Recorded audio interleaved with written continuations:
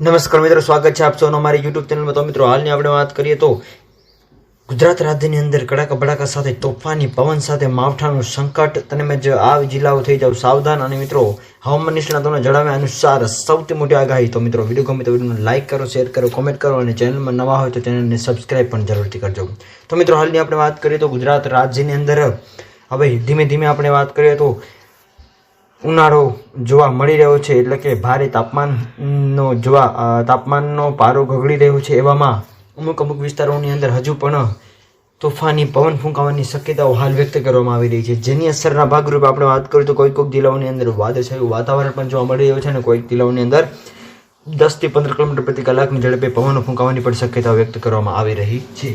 આ સાથે સાથે મિત્રો, હવામાનની સૌથી મોટી આગાહીની અંદર આપણે બીજી બધું વાત કરીએ તો સૌરાષ્ટ્ર, કચ્છ અને ગુજરાતના અલગ અલગ ભાગોની અંદર પણ અમુક અંશે કમોસમી વરસાદ જોવા મળી શકે એવું હાલ અનુમાન લગાવવામાં આવી રહ્યું છે। તેમજ એનું એકમાત્ર કારણ કહી શકાય ઉત્તર ભારત તરફથી સક્રિય થયેલા શક્તિશાળી વેસ્ટર્ન ડિસ્ટર્બન્સના કારણે વાદળો છાયું વાતાવરણ જોવા મળશે અને ધીમે ધીમે ગુજરાત તરફ પણ આ વાદળો આવી જતા અલગ અલગ ભાગોની અંદર વાદળછાયું વાતાવરણ જોવા મળશે। તો બીજી બાજુ જે છે પવન ફૂંકાવાની શક્યતાઓ પણ હાલ વ્યક્ત કરવામાં આવી રહી છે। આ ઉપરાંત મિત્રો, હવામાનની સૌથી મોટી આગાહી અનુસાર પ્રી મોન્સૂનની એક્ટિવિટીની શરૂઆત જે છે હવે મે મહિનાની અંદર મિત્રો પ્રી મોન્સૂનની એક્ટિવિટીની શરૂઆત થઈ જશે।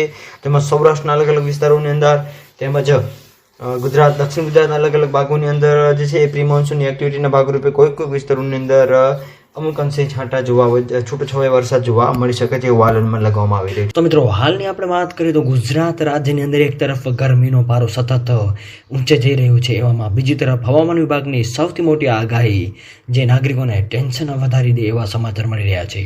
રાજ્યમાં આગામી 4 એપ્રિલથી આપણે વાત કરીએ તો ગાજવીજ સાથે કમોસમી વરસાદ માવઠાની આગાહી હાલ વ્યક્ત કરવામાં આવી રહી છે।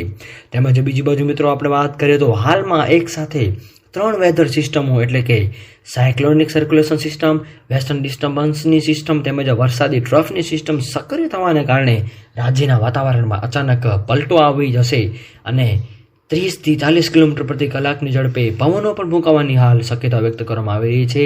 જે મિત્રો 30 થી 40 કિલોમીટર પ્રતિ કલાકની ઝડપે પવનો ફૂંકાશે એ આંધી ફૂંકાવાની સાથે સાથે અમુક વિસ્તારોની અંદર વીજળી જોવા મળી શકશે તેમજ અમુક વિસ્તારોની અંદર વરસાદ પડવાની પણ સંભાવનાઓ હાલ વ્યક્ત કરવામાં આવી રહી છે। મિત્રો, જેની સમગ્ર નવી અપડેટ જેમાં આવતી જશે એમાં મેં તમને જણાવતા રહીશું। આ ઉપરાંત હવામાન વિભાગના જણાવ્યા અનુસાર આ કમોસમી વરસાદ સૌથી વધુ અસર કરશે કચ્છ, ઉત્તર ગુજરાત અને સૌરાષ્ટ્રના કોઈક વિસ્તારોની અંદર, જેની અંદર કચ્છ, બનાસકાંઠા, પાટણ, સાબરકાંઠા, મહેસાણાની અંદર તેમજ સૌરાષ્ટ્રના પંથકોની અંદર દેવભૂમિ, દ્વારકા, પોરબંદર, જૂનાગઢ, ગીર સોમનાથ, અમરેલી તેમજ ભાવનગરના કોઈક વિસ્તારોની અંદર માવઠાની શક્યતાઓ રહેલી છે। તો બીજી બાજુ મધ્ય અને દક્ષિણ ગુજરાતની અંદર આપણે વાત કરીએ તો વડોદરા, ભરૂચ, છોટાઉદેપુર, દાહોદ, નર્મદા, નવસારી, સુરત, તાપી વગેરે વિસ્તારોની અંદર પણ કમોસમી વરસાદની હાલ પૂરતી શક્યતાઓ વ્યક્ત કરવામાં આવી રહી છે। આ ઉપરાંત વાદળછાયા વાતાવરણને લઈને પણ અમુક વિસ્તારોની અંદર વરસાદની ચેતવણી પણ આપવામાં આવી છે। અલગ અલગ ભાગોની અંદર કમોસમી વરસાદ નોંધાયો હોવાનું પણ અહેવાલો મળી રહ્યા છે, જેની અંદર કચ્છ, સૌરાષ્ટ્રના કોઈક ભાગોની અંદર વાદળછાયા વાતાવરણ સાથે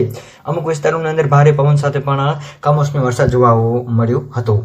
આ સાથે સાથે હવામાન વિભાગની સૌથી મોટી આગાહી અનુસાર સૌરાષ્ટ્ર, કચ્છના અલગ અલગ ભાગોની અંદર આફતના વાદળો છવાશે તેમજ અમુક વિસ્તારોની અંદર માવઠાની આગાહી પણ વ્યક્ત કરવામાં આવી રહી છે। આ સાથે સાથે 25 થી 30 કિલોમીટર પ્રતિ કલાકની ઝડપે પવનો ફૂંકાવાની પણ શક્યતાઓ જે છે એ હાલ વ્યક્ત કરવામાં આવી રહી છે। આ ઉપરાંત મિત્રો, હવામાન વિભાગની સૌથી મોટી આગાહી અનુસાર રાજકોટ, જામનગર, પોરબંદર, મોરબી, દેવભૂમિ, દ્વારકા, સુરેન્દ્રનગર અને કચ્છના અલગ અલગ ભાગોની અંદર 30 થી 40 કિલોમીટર પ્રતિ કલાકની ઝડપે પવનો ફૂંકાવાની સાથે સાથે કમોસમી વરસાદની આગાહી વ્યક્ત કરવામાં આવી રહી છે। મિત્રો, વિડીયો ગમે તો લાઈક કરો, શેર કરો, કોમેન્ટ કરો અને ચેનલમાં નવા હોય તો ચેનલને સબસ્ક્રાઇબ પણ જરૂરથી કરજો। તો મિત્રો, આપ સૌનો ખૂબ ખૂબ આભાર।